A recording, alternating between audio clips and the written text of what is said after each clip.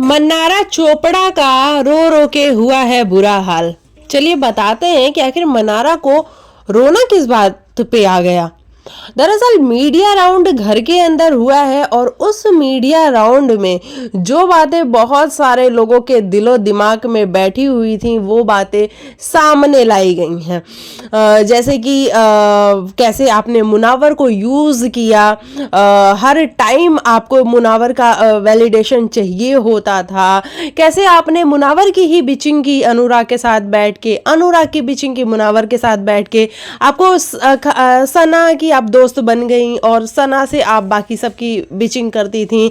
फिर आप खानजादी की दोस्त बन गई, खानजादी से आप बिचिंग करती थी। खानजादी को आपने कैसे उसको कैरेक्टर असैसिनेट किया, ये सारी चीज़ें बोली। इंटरनेट पे जाके देख लो, ये वाली बात भी आपने बोली।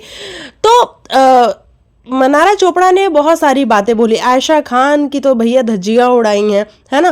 तो बहुत सारी चीज़ें मन्नारा चोपड़ा ने लोगों को बोली हैं।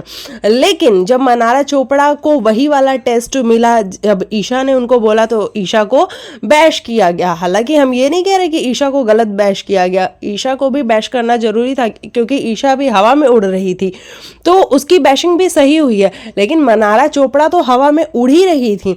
अब ऐसे में मीडिया आती है तो ये सारी बातें निकाल के लेके आती है। वहीं विकी और अंकिता के रिश्ते के बीच में मन्नारा का क्या रोल है, इसके बारे में भी मीडिया ने बात करी है और कहा है कि आप इंटेंशनली जाके विकी भैया को तभी बोलती हैं, विकी भैया मैं कैसी लग रही हूँ, जब अंकिता बैठी होती है। तो कहीं ना कहीं आप ये इंटेंशनली जाके सारी चीजें कर रही होती हैं ताकि अंकिता और विकी इन दोनों के रिश्ते में प्रॉब्लम बनी रहे।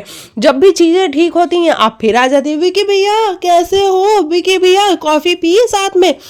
तो ये सारी चीजें आप जानबूझ के करती हैं और इन सारी चीजों के बाद भाई मन्नारा चोपड़ा की तो हालत ऐसी हो गई है कि उनका रो रो के हो रहा है बुरा हाल कि भाई लोगों ने मुझे कैसे बैश कर दिया।